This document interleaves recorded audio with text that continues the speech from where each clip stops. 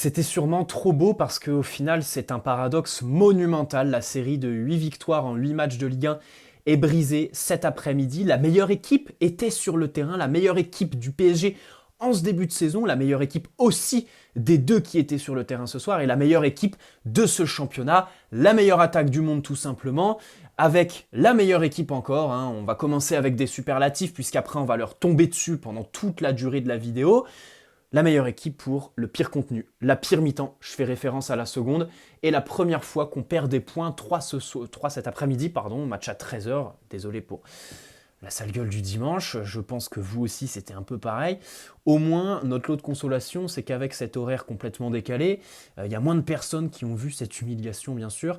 2-0, les moments parfaits pour marquer du côté du Stade Rennais, ouverture du score de Laborde juste avant la pause, et puis au retour, juste après, Flavien Tay qui vient crucifier les Parisiens. Et là, à partir du second but, que ce soit chez Maurizio Pochettino qui fait son coaching trop tard, ou sur le terrain, au niveau des expressions des joueurs, les phases de jeu, on est évidemment rentré dans cette phase qui est très très connue au PSG, celle où chacun veut faire son exploit individuel. C'est à double tranchant à chaque fois, puisque soit il y en a un qui marque et ça redonne confiance à tout le monde et il y a une dynamique qui se réinstalle dans le jeu, soit il n'y en a aucun qui marque et au final tu fais la mi-temps catastrophique de cet après-midi, cette seconde mi-temps cataclysmique du PSG. Pour commencer, alors je dirais que individuellement, ça fait très très longtemps, c'est l'innovation de ce débrief, ça fait très longtemps où il n'y en a aucun, mais vraiment aucun qui sort du lot. Peut-être que dans l'espace commentaire, vous allez m'en citer, mais pour moi ce soir, ils sont tous à mettre dans le même sac. L'entraîneur, les joueurs, les entrants, même si c'est pas de leur faute parce que c'est trop tard bien évidemment. Mais voilà, individuellement, les prestations sont catastrophiques. Catastrophiques. Et il n'y a même pas de métaphore parfaite. On va même pas commencer, il n'y en a pas un qui est pire que les autres, pour moi. Bien évidemment, collectivement, il y a plusieurs dimensions à prendre en compte. Le fait que cette première mi-temps, cette première demi-heure est quand même aboutie. Tu vois des petits automatismes, il y a quand même du jeu, de l'intensité, un match qui est ouvert, plaisant à regarder, que ce soit pour les fans parisiens ou pour un fan de foot en général, un observateur, ce sont des matchs qui sont très intéressants à regarder. Le problème, c'est que Neymar, Mbappé, tu peux pas rater ça. Tu peux pas, normalement, c'est 3-0 à la mi-temps, là. Neymar, alors ça dure. Là, je pense qu'il va falloir prendre des mesures très concrètes avec lui. Faut arrêter de remettre ça sur les chaussures Puma et tout le bordel. Non, là, Neymar, il a plus le jus pour faire, je sais pas, les différences, ou tout simplement, sa condition physique fait que lorsqu'il arrive dans le dernier tiers du terrain, il est plus lucide. Là, à ses côtés, il a Messi, Mbappé, Di Maria, qui ce soir fait un match absolument horrible. Enfin, je dis ce soir, c'était cet après-midi, mais Neymar, pourquoi pas, je sais pas, comme ça de tête le repositionner en relayeur. Mais tu peux tout imaginer avec Neymar, tellement ça commence à devenir inquiétant. Le manque de lucidité dans le dernier geste. Alors, c'est paradoxal parce que de l'autre côté, on regrette l'ancien Neymar, celui qui était très agile, évidemment, avec le ballon au pied, qui allait chercher le 1 contre 1. Là, il va même plus chercher les 1 contre 1, Neymar. Il va même plus chercher les 1 contre 1 parce que j'ai l'impression que c'est même plus dans les pieds que ça se joue, c'est dans la tête.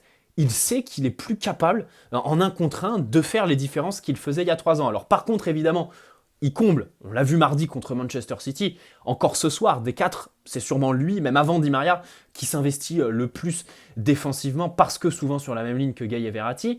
Il comble ça par des efforts défensifs, une implication très très bonne, mais franchement, un joueur comme Neymar, on ne peut pas le protéger là sur son début de saison. On ne peut pas protéger Neymar. Et je pense que là, il faut envisager quelque chose de sérieux. Kylian Mbappé en première mi-temps était quand même... Techniquement, je le trouvais bien en jambes. Comme Lionel Messi, les deux étaient quand même en réussite, ils réussissaient à se trouver. Messi, mais quelle malchance, quel manque de réussite, son coup franc qui vient se fracasser contre la barre. Di Maria, il n'y a rien à dire en fait. Il n'y a rien à dire de son match, il n'y a rien à tirer. Donc on passe évidemment. Au milieu de terrain, Gay Verratti, là bien sûr se pose la question du dispositif, le 4-2-4 qui va déchaîner les critiques pendant toute cette trêve internationale. Personnellement, je vais quand même pas prendre la défense du 4-2-4 parce qu'il y a quelque chose à changer évidemment. Et là, c'est très très simple. C'est soit tu rajoutes un milieu et du coup tu t'enlèves ce 4-2-4. Mais perso quand même, je pense que le premier des problèmes dans ce système, c'est le fait qu'en Ligue 1, t'es pas de vrai numéro 9. Voilà, pour moi sur les 4 de devant, il faut mettre, en l'occurrence Mauro Icardi, c'est le seul de l'effectif qui apporte de la présence dans la surface. C'est-à-dire que quand tu centres, t'as quand même un espoir que même pas ils reprennent, que sur le second ballon, il est tout simplement cet instinct de buteur que les autres n'ont pas. Lionel Messi l'a eu à un moment donné de sa carrière. Évidemment qu'en termes de finition, il est très bon. Pour l'instant, on l'a pas fait, on ne voit pas trop. Mais ce que je veux dire, c'est que il se concentre beaucoup plus sur la distribution et la création. Bon, Mbappé, je pense que là, voilà, au poste de numéro 9, faut faire quelque chose. Soit le replacer en ailier. Bon, Neymar, on va pas revenir, on va pas remuer le couteau dans la plaie. Et Di Maria pareil. Mais voilà, pour moi, c'est les deux solutions. Soit en Ligue 1, en réalité, en Ligue 1, je pense quand même qu'on peut se permettre de jouer avec les 4 devant.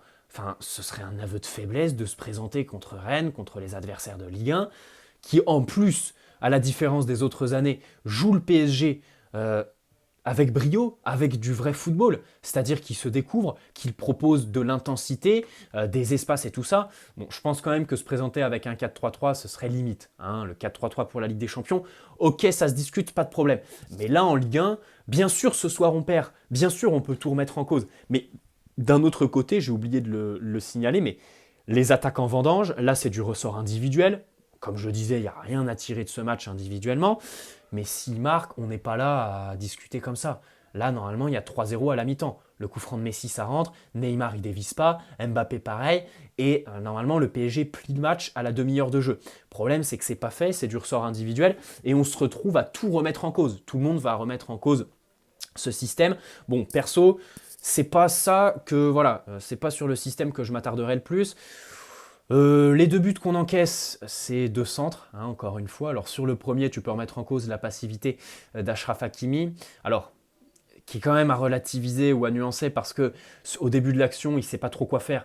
Il prend une vague, ils sont à 2 contre 1. Donc il ne sait pas trop quoi faire. Au final, par contre, il y a quand même 3-4 secondes durant lesquelles où il est vraiment en 1 contre 1 et où il fait le choix de laisser tout l'espace, tout l'angle possible pour centrer. Et au final, voilà, Nuno Mendes qui dans la surface est trop friable. Pareil, on joue trop haut sur les centres. La ligne de défense est trop haute.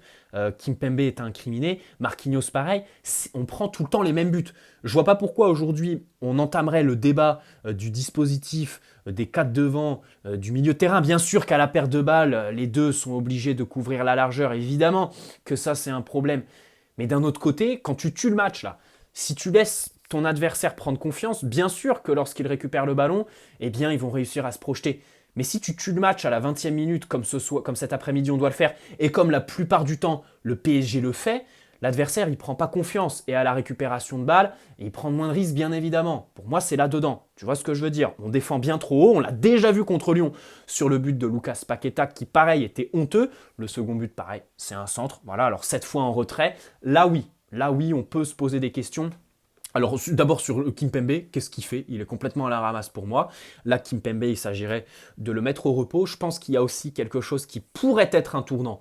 C'est conditionné d'abord à son arrivée, je dis même pas son retour, puisqu'il n'a jamais joué un match sous les couleurs du PSG depuis son arrivée. Je fais référence évidemment à Sergio Ramos, et on espère que son arrivée dans cette équipe 1 sera gagnante, et surtout pérenne, qui ne se reblesse pas, parce que ça pourrait quand même être le tournant de notre début de saison catastrophique défensivement. Cette ligne de défense, elle joue trop haut sur les centres. Alors évidemment, Rennes, Pep Genesio, il l'a compris, il fallait attaquer les ailes parce que tu te retrouves souvent en situation de 1 contre 1. Hakimi et Mendes, c'est pas la première de leur qualité. Au PSG, quand tu fais partie des 7, des 7 joueurs qui défendent pour les 3 devant, en l'occurrence aujourd'hui c'était 6 pour 4, mais tu dois savoir défendre en 1 contre 1. Hakimi et Mendes, c'est pas la première de leur qualité, bien évidemment. De l'autre côté, lorsqu'ils sont en réussite, les attaquants adverses sont pas en confiance comme ça. Encore une fois, quand Achraf Hakimi réussit à centrer, quand il réussit à bien se projeter et que le PSG se crée des occasions franches et marque,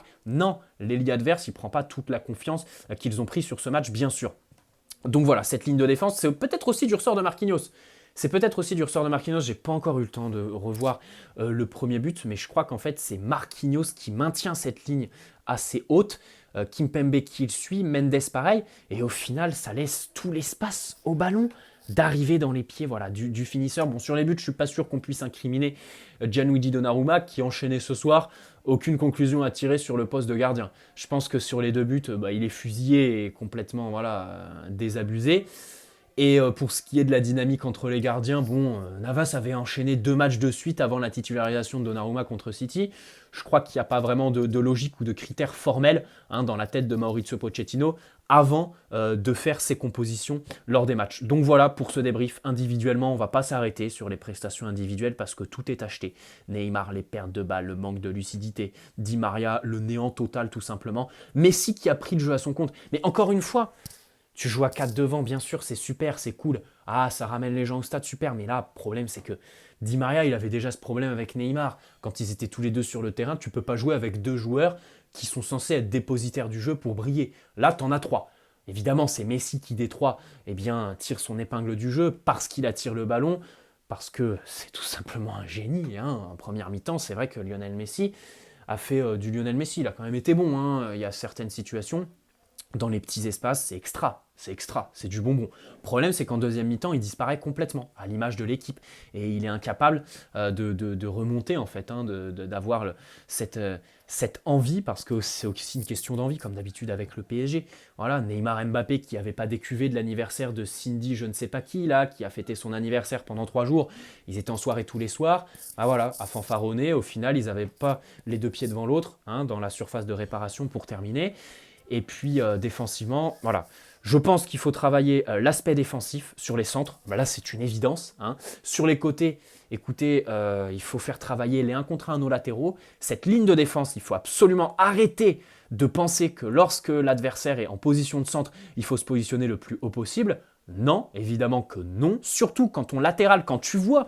Mais je me demande comment Marquinhos, Kimpembe et tout ça ont pu faire ce choix sur le premier but. Tu vois qu'il y a 3-4 mètres entre le centreur et Hakimi, qu'il n'y a pas de joueur qui va venir dédoubler, je sais pas, la seule solution c'est centrer. Il va centrer. Hakimi ne monte pas dessus. Et toi, qu'est-ce que tu fais? Tu maintiens ta ligne assez haute. Non, non, non, c'est pas possible, c'est pas possible. Tu vois ce que je veux dire? Peut-être que tu peux t'amuser à essayer de jouer une sorte de hors-jeu, mais pour moi, là, c'est trop, c'est trop. Trop, c'est trop défensivement. Le 4-2-4 est évidemment à revoir. Pour moi, la solution, c'est pas un passage en 4-3-3 en Ligue 1, qui pour moi serait quand même un aveu de faiblesse. Je rappelle quand même que ce 4-3-3 avec ballon, c'est quand même la plupart du temps assez stérile évidemment. Donc voilà, je mettrais quand même un vrai numéro 9 dans cette attaque. Là, Di Maria, son début de saison, il est en concurrence, Di Maria. Évidemment que je pense que c'est le meilleur, le meilleur joueur, enfin celui qui a le plus de références en Ligue des Champions sous l'ère QSI au PSG, sûrement le meilleur joueur du PSG en termes de performance dans cette compétition. Mais la réalité, c'est que là, il y a Messi, il y a Mbappé, il y a Neymar, tu es en concurrence, hop, tu fais une mauvaise prestation, tu gicles. Alors ce sera le cas parce que le prochain match contre Angers, tous les Sud-Américains ne seront pas là parce qu'ils joueront à 1h30 du matin le même jour où on joue à 21h au Parc des Princes. Ça pareil, c'est incompréhensible. Et cette trêve internationale ne va pas aider du tout. Donc en gros, on se retrouve la prochaine fois au Parc des Princes contre Leipzig. Mais voilà, cet après-midi, pour moi la solution c'est vraiment un numéro 9 dans ce 4-2-4. En Ligue 1, bon, pas tout remettre en cause non plus pour un match cet après-midi.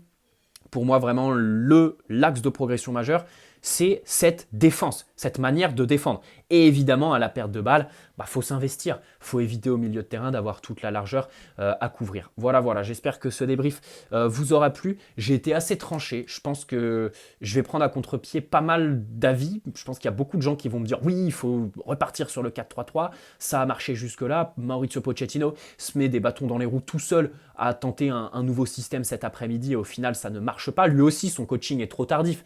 Tu sens qu'en fait, à partir du second but, ça ne viendra pas. Tu gagneras pas, tu ne remonteras pas le score. Parce que même ton entraîneur est à court de créativité. Voilà, ça c'est encore autre chose évidemment. Mais voilà, perso, je pense qu'en Ligue 1, il faut quand même continuer avec ce 4-2-4 et rajouter un numéro 9 devant de la présence dans la surface. Et encore une fois, ce soir, c'est un cas isolé parce qu'en première mi-temps, s'il marque, s'il tue ce match, déjà, au tableau d'affichage, tu as l'avantage. 2, l'adversaire ne prend pas la confiance qu'il a pris cet après-midi. C'est honteux de laisser l'adversaire prendre autant de confiance. Et ça, c'est pas sur leur phase de ballon, mais c'est sur tes phases de ballon que tu leur fais prendre confiance, évidemment, au Rennais, parce que tu n'es pas en réussite, parce que tu leur donnes confiance en ne marquant pas.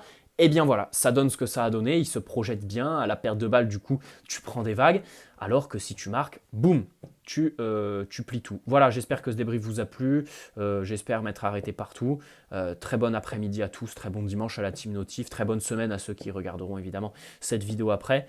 Bon courage pour cette trêve internationale, on est ensemble, je ne sais même pas sur quoi mes vidéos vont être orientées, je pense en faire une sur Neymar, pourquoi pas faire une vidéo palette sur pourquoi le PSG défend comme des bites à chaque match tout simplement, à part contre Manchester City où il y avait voilà, beaucoup de courage on va dire, hein, c'était vraiment au courage.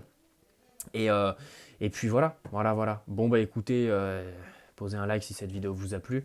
Ciao, on est complètement abattu. Ce match à 13h qui pue la merde et les Parisiens qui nous pètent les...